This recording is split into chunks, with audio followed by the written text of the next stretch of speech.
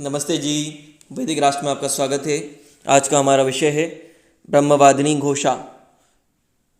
भारत में ऐसी ऐसी वीरांगनाएं हुई हैं, ऐसी ऐसी विदुषी स्त्रियां हुई हैं जिन्होंने ना सिर्फ पुरुषों के बराबरी से अपनी विद्वत्ता का लोहा मनवाया है, अपनी वीरता का लोहा मनवाया है, बल्कि उनसे भी आगे रही हैं।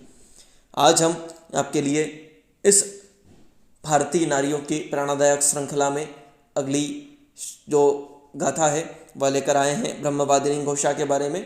आइए उनके बारे में जानते हैं। आपको बता दें कि यह लेख के लेखक हैं वैदिक विद्वान डॉक्टर अशोक आर्य गाजियाबाद से।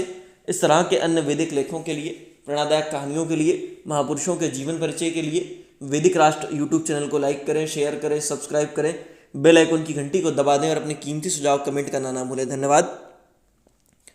भारत विदुषी, देशभक्त, सर्वस्व त्यागी महिलाओं की जन्मभूमि है। इन महिलाओं ने अपनी तेजस्विता का प्रमाण, अपनी वीरता का प्रमाण रणभूमि में दिया है, अपनी विद्वत्ता का प्रमाण शास्त्रार्थों में दिया है। तो वेद के क्षेत्र में भी यह नारियां कभी पीछे नहीं रहीं। इस क्षेत्र में भी इन्होंने अपने अभूतपूर्व ज्ञान का प्रदर्शन किया है। ऐसी ही विदुषी नारियों में ब्रह्मवादिनी घोषा भी एक थी।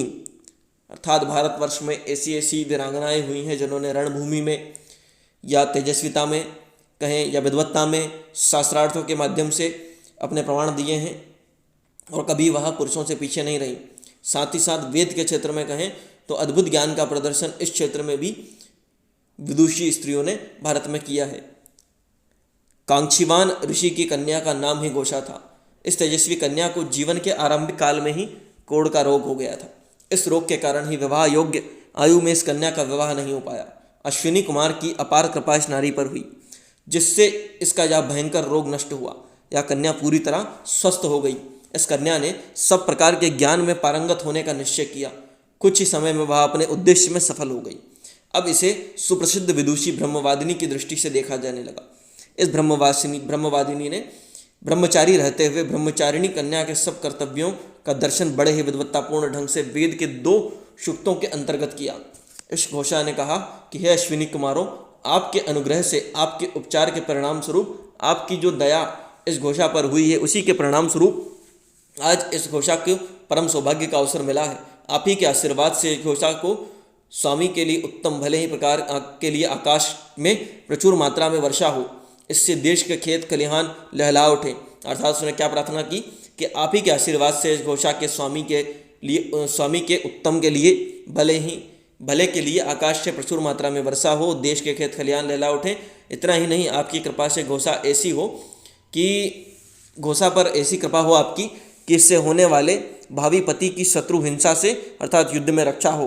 यौवन, नौजवान और सुंदर पति को पाकर इस घोषा का यौवन चिरकाल तक अक्षुण्ण बना रहे, या घोषा लंबे समय तक पति के सुख को भोग सके। हे अश्विनी कुमारों, पिता अपनी संतान को सदा से उत्तम शिक्षा देता है।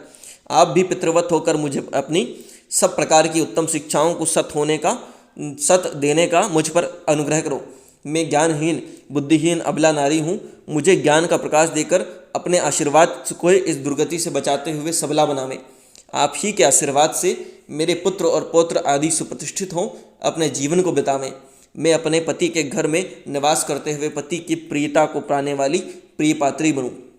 इस प्रकार अश्विनी कुमारों से उन्होंने जो है प्रार्थना की। यहाँ इस तरह की वैदिक प्रार्थना इसका उद्देश्य है। साथ ही साथ यह भी इस कथा का उद्देश्य है कि किस प्रकार उन्होंने इतने कठिन संघर्ष से गुजरकर भी अपनी विद्वत्ता को साबित किया। उन्होंने अध्ययन किया और बाद में विदुषी बनी वेदों की। इसीलिए लगातार विशेष रूप से भारतवर्ष में वैदिक परंपरा में स्त्रियों ने वेदों को न सिर्फ अध्ययन किया बल्कि इनकी विदुषी बनी, विद्वान बनी। इसके अनेक प्रमाण मिलते हैं। इसी तरह के अन्य लेखों के लिए वैदिक राष्ट्र यूट्यूब चैनल को लाइक करें, शेयर करें, सब्सक्राइब करें, बेल आइकन की घंटी को दबा दें और अपने कीमती सुझाव कमेंट करना ना भूलें। धन्यवाद।